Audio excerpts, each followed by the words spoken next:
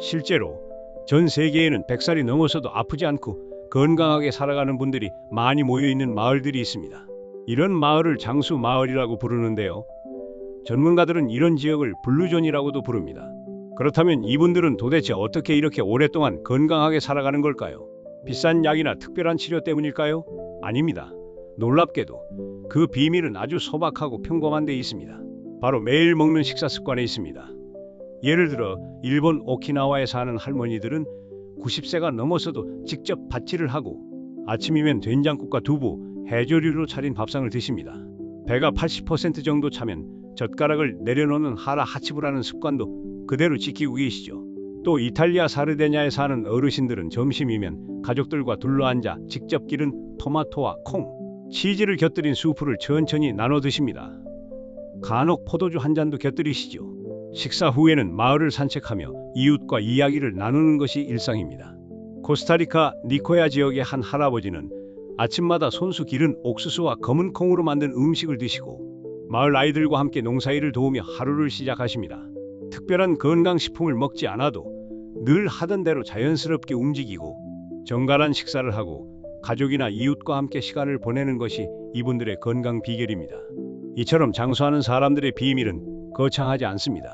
꾸준히 자연스럽게 그리고 정성껏 먹는 매일의 식사가 바로 그 시작입니다. 건강한 노화는 멀리 있는 것이 아닙니다. 오늘 우리가 어떤 음식을 어떻게 먹느냐에 따라 내일의 몸과 마음이 달라질 수 있습니다. 자, 그렇다면 블루존 사람들이 무엇을 어떻게 먹는지 우리도 배워볼 수 있을까요?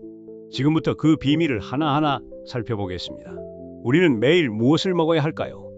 어떤 음식이 우리의 몸을 살리고 어떤 음식이 서서히 병들게 하는 걸까요? 현대 사회는 풍요롭고 다양한 음식으로 가득 차 있습니다. 마트에 가면 먹을거리가 넘쳐나고 편리하게 조리된 가공식품들도 쉽게 구할 수 있죠. 하지만 이런 음식들이 정말 우리 몸에 이로운지는 다시 생각해 볼 필요가 있습니다. 요즘 많은 분들이 만성 피로, 속쓰림, 혈압이나 혈당 문제로 병원을 자주 찾습니다. 그 원인을 따져보면 단순히 노화 때문만은 아닙니다. 지나치게 달고 짜고 기름지고 또 너무 많이 먹는 현대 식습관이 우리 몸 안에 염증을 만들고 이것이 다양한 병으로 이어지는 것입니다. 반대로 블루존에 사는 장수한 어르신들은 음식으로 병을 예방하고 심지어 치유하는 삶을 살고 계십니다. 그 핵심은 딱 세 가지입니다. 바로 항염증 균형 그리고 자연식입니다. 첫째, 염증을 줄이는 음식입니다. 가공되지 않은 통곡물, 제철 채소와 과일, 콩류, 해조류 같은 식품들은 몸속에 염증을 가라앉히고 면역력을 높여줍니다. 특히 색깔 있는 채소, 예를 들어 시금치, 당근, 가지 같은 것은 항산화 물질이 풍부해 노화를 늦추는 데 큰 도움이 됩니다. 둘째, 균형 잡힌 식사입니다. 단백질, 탄수화물, 지방을 골고루 섭취하되 과식하지 않고 하루 3끼를 규칙적으로 먹는 것이 중요합니다. 사르데냐 지역의 사람들은 매일 같은 시간에 소박한 식사를 하고 절대 배부르게 먹지 않습니다. 배가 80% 찼을 때 그만 먹는다는 철학은 몸을 가볍게 하고 소화기에도 부담을 줄여줍니다. 셋째, 자연 그대로의 식사입니다. 블루존의 사람들은 대부분 자기가 직접 기른 재료로 음식을 만듭니다. 시장이나 밭에서 얻은 신선한 재료로 된장국, 채소볶음, 생선구이, 콩밥 같은 음식을 만들어 먹지요. 이런 자연식은 가공된 음식보다 영양 손실이 적고 우리 몸이 원래 좋아하던 방식에 가장 가깝습니다. 우리는 지금부터라도 식탁을 조금씩 바꿔볼 수 있습니다. 오늘 저녁 한 끼, 국이나 반찬 하나만이라도 자연에 가까운 음식으로 바꿔보세요. 그것이 건강하고 기분 좋은 내일의 시작이 될 수 있습니다. 세계에서 가장 건강한 식단 중 하나로 손꼽히는 것이 바로 지중해 식단입니다. 유럽 남부, 특히 이탈리아, 그리스, 스페인 해안 지역 사람들의 전통적인 식습관을 바탕으로 한 이 식단은 오랜 시간 동안 많은 의학 연구자들로부터 주목받아 왔습니다. 지중해 식단의 가장 큰 특징은 바로 건강한 지방, 풍부한 채소, 그리고 신선한 식재료에 있습니다. 대표적인 식재료로는 다음과 같은 것들이 있습니다. 엑스트라 버진 올리브 오일, 신선한 토마토, 가지, 호박, 양파, 브로콜리 등 다양한 채소, 렌틸콩, 병아리콩, 강낭콩 같은 콩류, 생선과 해산물, 현미, 귀리, 통밀빵, 아몬드, 호두, 해바라기씨, 적당량의 붉은 포도주. 이 식단의 핵심은 인공적인 가공을 최소화하고 자연에 가까운 재료를 기본으로 삼는 데 있습니다. 또 포화지방이 많은 붉은 고기보다는 불포화지방이 풍부한 생선과 올리브 오일을 즐기며 과식하지 않고 소박하고 정갈한 식사를 하는 것이 특징입니다. 실제로 여러 연구 결과를 보면 지중해 식단을 따르는 사람들은 그렇지 않은 사람들보다 심장병, 뇌졸중, 고혈압, 당뇨병 같은 만성 질환에 걸릴 확률이 확연히 낮다고 합니다.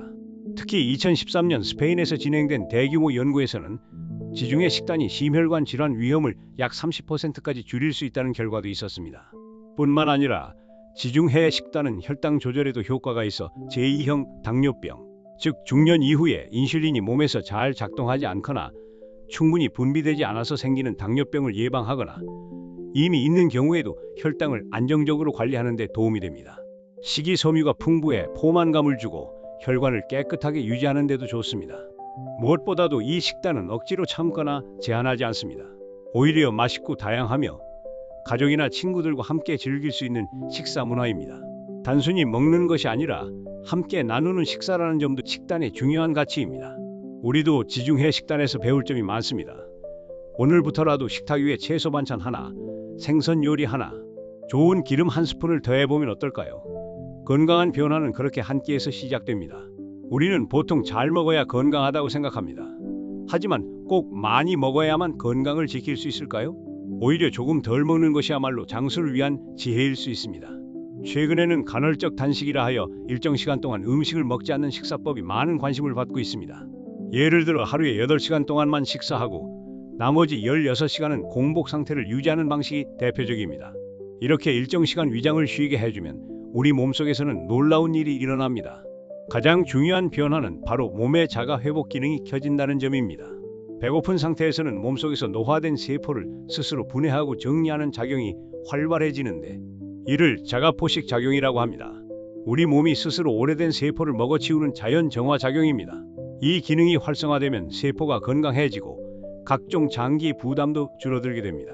뿐만 아니라 식사량을 줄이면 인슐린 수치가 안정되고 체내 염증도 자연스럽게 줄어들어 당뇨병이나 고혈압 같은 만성 질환 예방에도 도움이 됩니다.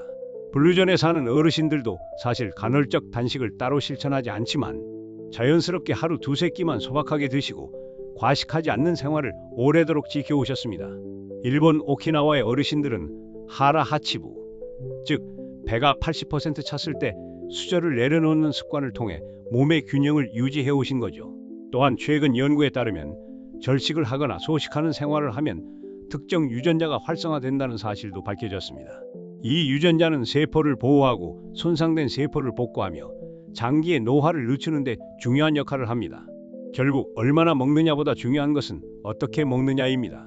무조건 굶는 것이 아니라 몸이 필요로 하는 만큼만 먹고 충분히 소화할 수 있도록 시간을 주는 것. 이것이야말로 오래도록 건강을 지키는 비결입니다. 우리 몸에는 외부의 해로운 물질이나 세균으로부터 스스로를 지키는 방어 체계가 있습니다. 이를 흔히 면역력이라고 부르지요. 그런데 이 면역 반응이 필요 이상으로 오래 지속되면 오히려 내 몸을 공격하는 일이 생깁니다. 이것이 바로 만성염증입니다. 만성염증은 겉으로 티가 잘 나지 않기 때문에 조용한 파괴자라고도 불립니다. 특별히 아픈 곳이 없더라도 몸속에서는 조금씩 세포와 장기에 손상이 쌓이게 됩니다. 이로 인해 심장병, 당뇨병, 관절염, 심지어 치매까지도 생길 수 있다는 연구 결과가 많습니다. 문제는 이런 염증이 주로 우리가 매일 먹는 음식에서 비롯된다는 점입니다. 단 음식, 기름진 음식, 가공식품, 인스턴트 식품 등을 자주 먹다 보면 몸속에서 염증을 유발하는 물질이 계속 쌓이게 됩니다. 특히 트랜스 지방이나 정제된 탄수화물, 즉 흰쌀밥, 흰빵, 설탕 등은 염증 반응을 더욱 강하게 만듭니다. 반면 몸속 염증을 가라앉히는 데 도움을 주는 음식들도 있습니다. 바로 자연 그대로의 식재료입니다. 예를 들어 시금치, 브로콜리, 당근, 가지 같은 채소, 블루베리, 귤, 토마토 같은 과일, 그리고 강황, 마늘, 생강 같은 향신료는 모두 항염 효과가 뛰어납니다. 또한 등푸른 생선에 들어있는 좋은 지방, 오메가3은 혈관을 깨끗하게 하고 염증을 억제하는 데 중요한 역할을 합니다. 견과류, 올리브오일, 통곡물도 마찬가지로 도움이 됩니다. 블루존의 어르신들이 자주 드시는 음식들도 대부분 이런 자연식입니다. 특별한 건강식을 따로 챙기지 않아도 제철에 나는 채소를 중심으로 소박하고 조화로운 식사를 하시면서 염증을 자연스럽게 줄이고 계셨던 겁니다. 몸의 보호막은 하루아침에 무너지는 것이 아닙니다. 하지만 잘못된 식습관이 계속되면 어느새 우리 몸속은 염증에 시달리게 됩니다. 이제라도 내 식탁을 조금 바꿔보는 것이 그 보호막을 다시 세우는 첫걸음이 될 수 있습니다. 우리는 흔히 뇌를 생각하면 머릿속을, 장을 생각하면 소화기관만 떠올리기 쉽습니다. 그런데 최근 연구에 따르면 장과 뇌는 서로 긴밀하게 연결되어 있다는 사실이 밝혀졌습니다. 이를 장뇌축이라고 부릅니다. 장뇌축이란 장과 뇌가 신경과 혈류, 면역 체계를 통해 끊임없이 정보를 주고받는 통로입니다. 쉽게 말해 장이 건강하면 뇌도 맑고 튼튼해질 수 있다는 뜻입니다. 반대로 장에 염증이 있거나 미생물 균형이 무너지면 기분이 가라앉거나 기억력과 집중력이 떨어지는 등의 문제가 생길 수 있습니다. 장 속에는 약 100조 개가 넘는 미생물이 살고 있습니다.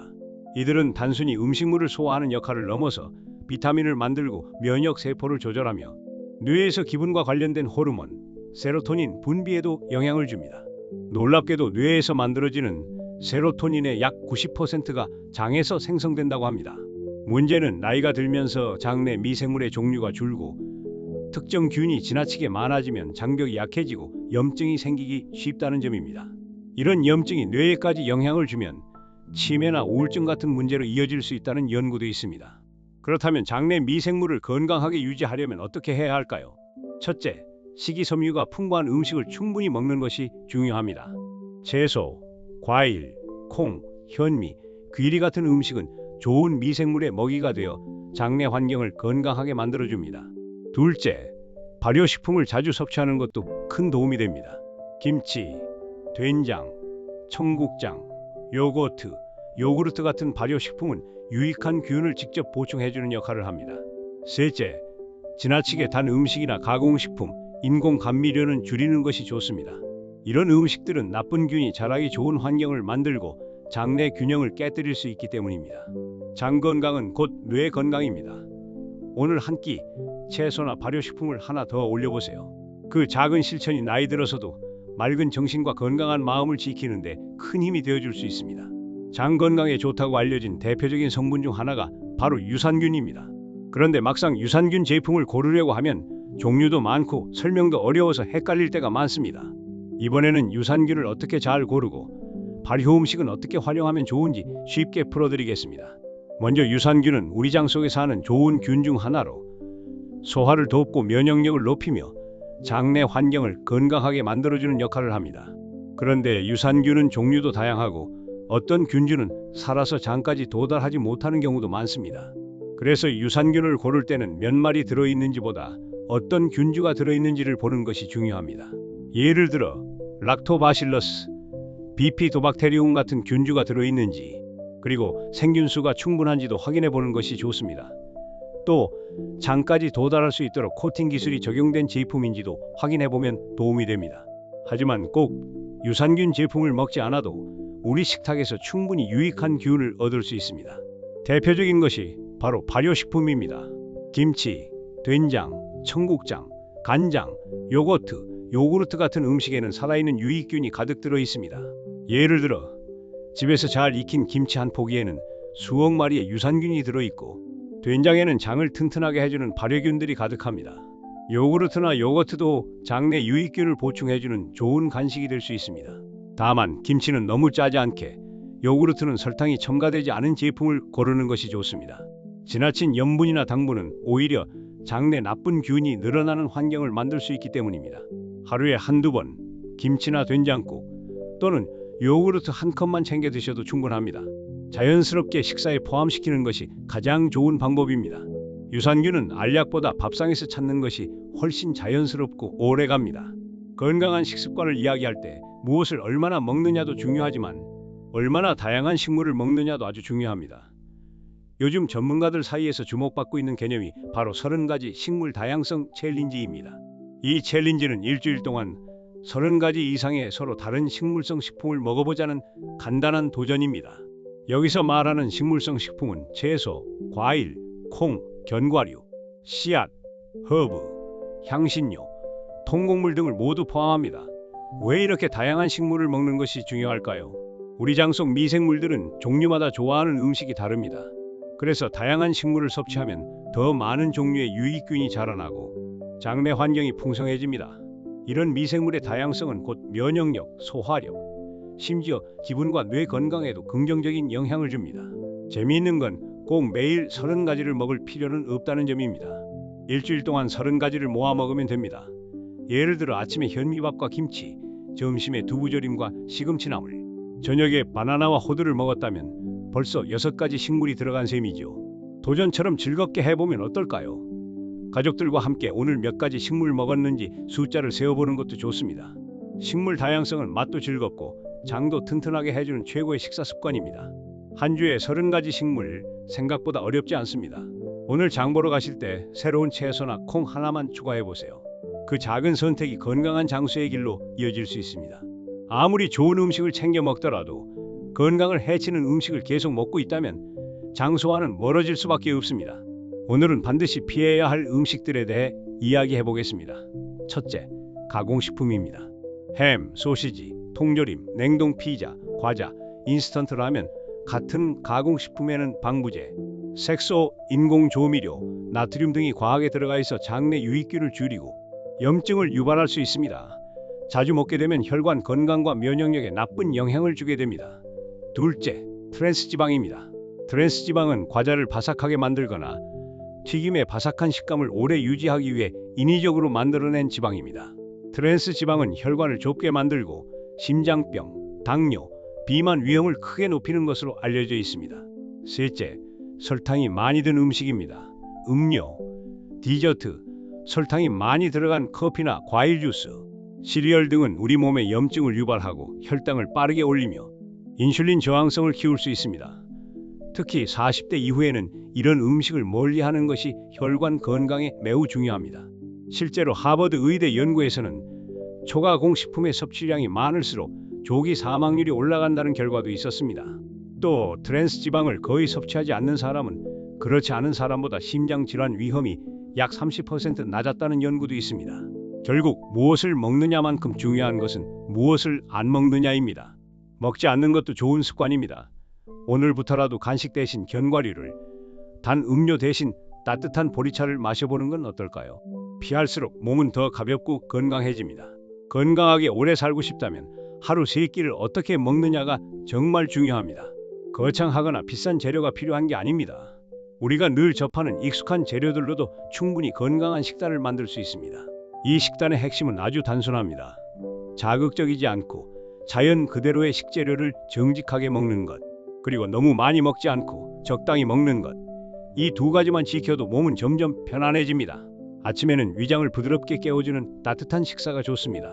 예를 들어 현미밥이나 귀리밥에 들깨가루를 넣은 미역국, 두부 부침이나 달걀찜, 그리고 김치 한 젓가락이면 충분합니다. 자극적이지 않으면서도 단백질과 섬유질이 풍부해서 속이 든든하고 포만감도 오래갑니다. 점심은 하루의 활동을 버티게 해주는 힘이 되어야 합니다. 잡곡밥에 애호박, 버섯, 두부가 들어간 된장찌개를 곁들이고 쌈채소에 고등어나 두부조림을 싸서 먹으면 좋습니다. 채소를 충분히 먹으면 혈당이 천천히 올라 몸에도 부담이 적습니다. 저녁은 가볍게 마무리하는 것이 좋습니다. 고구마나 단호박찜, 데친 브로콜리나 무나물, 무염 견과류, 그리고 플레인 요구르트 한 컵이면 충분합니다. 위를 쉬게 해주는 이런 식사는 장 건강에도 도움이 되고 숙면에도 도움이 됩니다. 이 식단은 단기간 다이어트를 위한 것이 아니라 평생 지속할 수 있는 생활 습관입니다. 하루 3끼를 꼭 다 이렇게 먹어야 하는 건 아닙니다. 하루 한 끼라도 이렇게 먹어보면 몸이 점점 가벼워지고 편안해지는 걸 느끼실 수 있을 거예요. 지금부터 한 끼라도 바꿔보세요. 장수의 시작은 특별한 약이 아니라 매일 반복되는 식탁 위에 있습니다. 건강하게 오래 사는 비결은 결코 특별하거나 어려운 일이 아닙니다. 매일의 식탁 위에서 우리가 어떤 선택을 반복하느냐에 따라 달라질 수 있습니다. 오늘 하루 어떤 음식을 드셨나요? 채소는 얼마나, 가공식품은 얼마나 있었나요? 아무리 바쁘더라도 한 끼 식사 안에 자연에 가까운 재료 하나라도 담아보는 노력, 그게 바로 저속 노화의 첫걸음입니다. 몸은 우리가 먹는 것에 정직하게 반응합니다. 좋은 것을 꾸준히 먹으면 몸도 그만큼 튼튼해지고 염증이 줄고 뇌도 맑아지고 기분도 더 좋아집니다. 지금 당장 모든 걸 바꾸지 않아도 괜찮습니다. 오늘부터 하나씩 식탁 위에서 건강한 선택을 늘려가 보세요. 그 작은 선택들이 쌓이면 어느새 몸도 마음도 더 가볍고 밝아져 있을 거예요. 여러분, 식탁 위엔 오늘 몇 가지 식물이 올라왔나요? 여러분의 장수 식탁, 지금부터 함께 만들어 보세요. 고맙습니다.